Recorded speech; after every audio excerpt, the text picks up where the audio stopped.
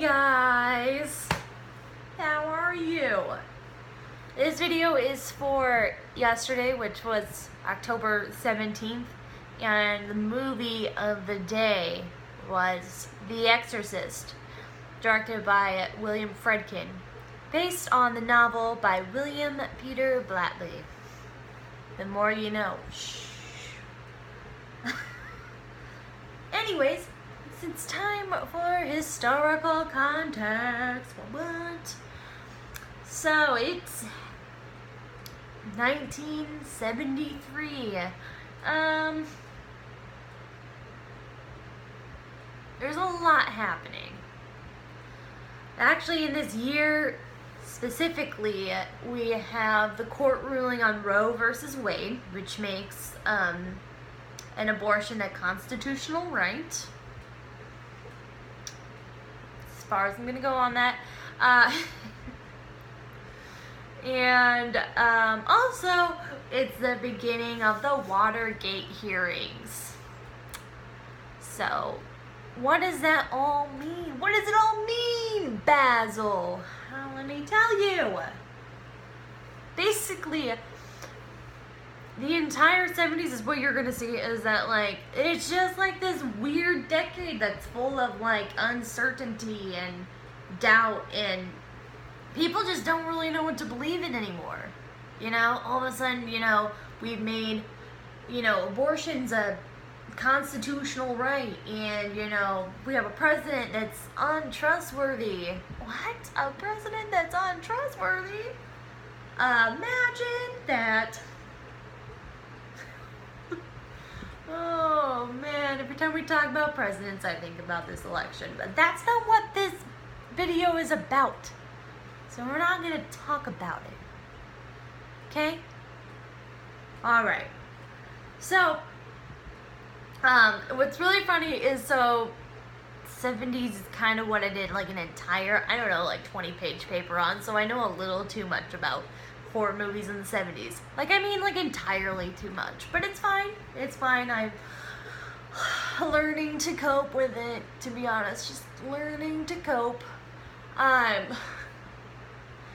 So one of the really cool things about William Peter Blatty is he wrote the book, The Exorcist, and he did a lot of research on it to make sure it was factual to, like, how exorcisms were performed in the Roman Catholic Church. And one of the things, he actually wrote this book hoping to bring people back to God, which I thought was just like an interesting thing. It was his mindset that if people believed in demons, that means that they'll believe in angels and the life after death, bringing them back to God, which I just thought was like a really interesting way of getting people to come back to the faith. But when you're living in a time of uncertainty and doubt, I mean, you gotta try everything you have in your bag, you know? You just have to, like, and that was kind of his mindset. So, The Exorcist. What can I say about The Exorcist? So, it actually begins in the desert. I want to say it was Egypt. But I also wanted to say it was like Iraq or Iran. So, but it was a desert. Alright? And they were an archaeological dig. And they uncovered this, like, statue thing, you know? And then cue the music. Like, that's the opening scene. We're assuming that this statue thing that they uncover unleashes this ancient demon that we'll see later. So, movie star, why can't I remember her name? Okay, the actress name is Ellen Burstyn, and I can't remember what her name is in the movie, but she, in the movie, plays a Hollywood actress that moves to Washington, D.C. with her with her daughter, Linda Blair. And so everything seems to be going fine. Linda Blair finds a Ouija board. Feel like we should know by now, so don't use a Ouija board. Like, it's just common sense. But maybe not in the 70s. So she breaks out a Ouija board and basically starts to mention that she has this new friend named Captain Howdy.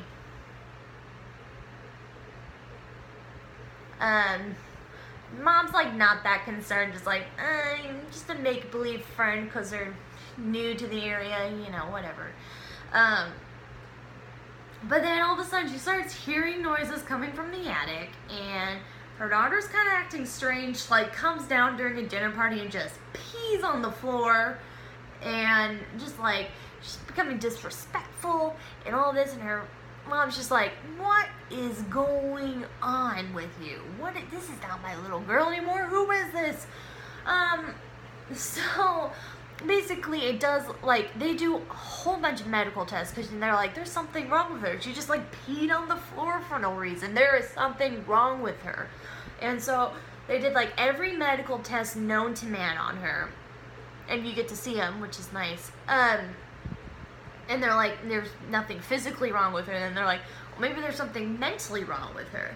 And then they do like psychological tests on her. And then like it got to the point where at the end they're just all like, maybe you should consult the church. And she's like, what? The church? They're like, maybe perform an exorcism on her. Like, these are doctors saying that medical science can't help you, but religion can. So she, why can't I remember any of the actors' names? It's gonna drive me nuts.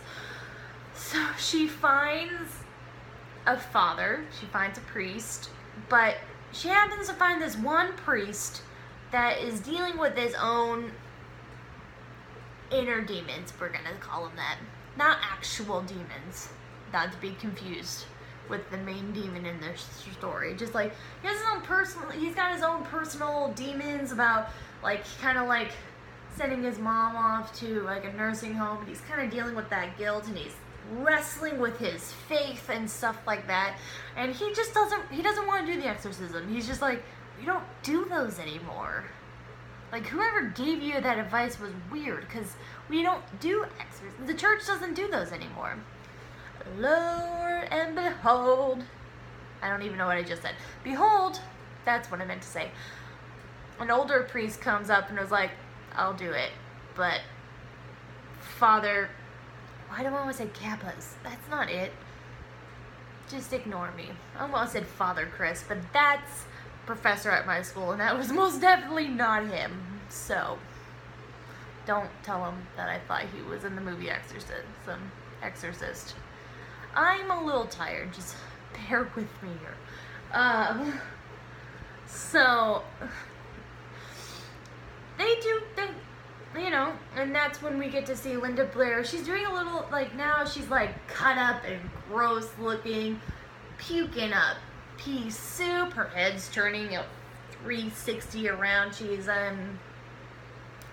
honestly, lack for a better word, she's masturbating with a crucifix. Like, it is getting weird up in this bedroom. And at one point you see that, like, they lift up her shirt and it just says help me on her belly, like as if little tiny Linda Blair is inside her own body, like, oh my god, get this thing out of me. So basically they perform the exorcism, right?